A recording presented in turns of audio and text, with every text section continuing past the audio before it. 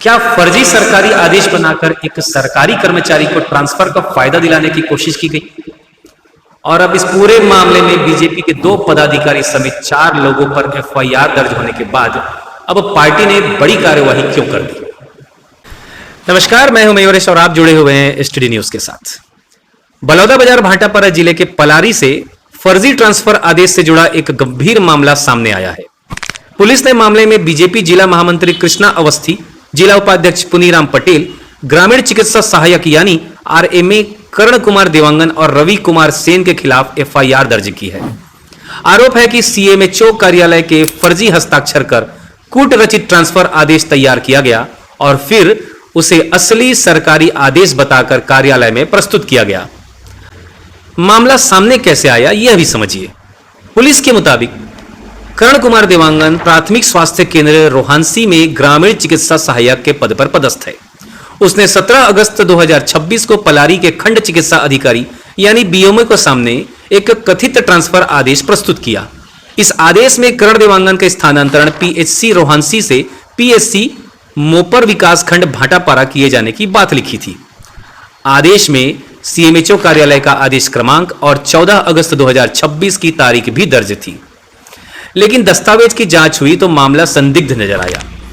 BMO कार्यालय ने CMHO कार्यालय से इसकी पुष्टि कराई और वहां से साफ कर दिया गया कि ऐसा कोई ट्रांसफर आदेश सीएमएचओ कार्यालय से जारी ही नहीं हुआ था। इतना ही नहीं, सीएमएचओ कार्यालय के मुताबिक कर्ण देवांगन का पद राज्य संवर्ग का है और इसके स्थानांतरण का अधिकार राज्य शासन के पास है। उस समय स्थानांतरण पर प्रतिबंध भी लागू था। जांच में कथित आदेश पर किए गए हस्ताक्षर भी सीएमएचओ के नहीं पाए गए। इसके बाद सीएमएचओ कार्यालय ने संबंधित के खिलाफ आपराधिक कार्यवाही के निर्देश दिए। बीएमओ की शिकायत पर पलारी पुलिस ने 21 अगस्त की रात चारों आरोपियों के खिलाफ एफआईआर दर्ज की। पुलिस ने मामले में बीएनएस की धारा 35, 318(4), 336(3), 337, 338 और 340(2) के तहत अपराध दर्ज कर जांच शुरू कर दी है।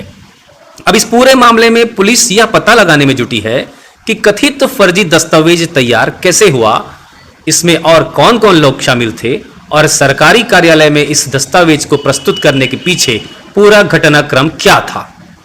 लेकिन इस पूरे मामले का एक और बड़ा पहलू सामने आया है। बीजेपी ने भी अपने 2 नेताओं के खिलाफ संगठनात्मक कार्यवाही की है। फर्जी ट्रांसफर आदेश मामले में नाम सामने आने के बाद जिला महामंत्री कृष्णा अवस्थी और जिला उपाध्यक्ष पुनीराम पटेल को पार्टी संगठन से निष्कासित कर दिया गया है। यानी मामला अब सिर्फ पुलिस जांच तक सीमित नहीं रहा, बल्कि राजनीतिक संगठन के स्तर पर भी कार्यवाही तक पहुंच गया है। हालांकि एफआईआर में लगाए गए आरोपों की अंतिम पुष्टि जांच और न्यायिक प्रक्रिया के बाद ही होगी।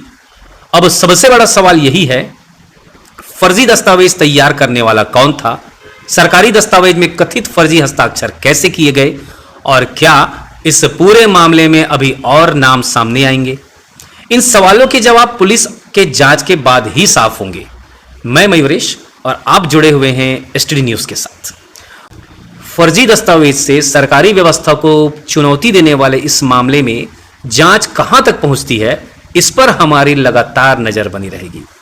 नमस्कार।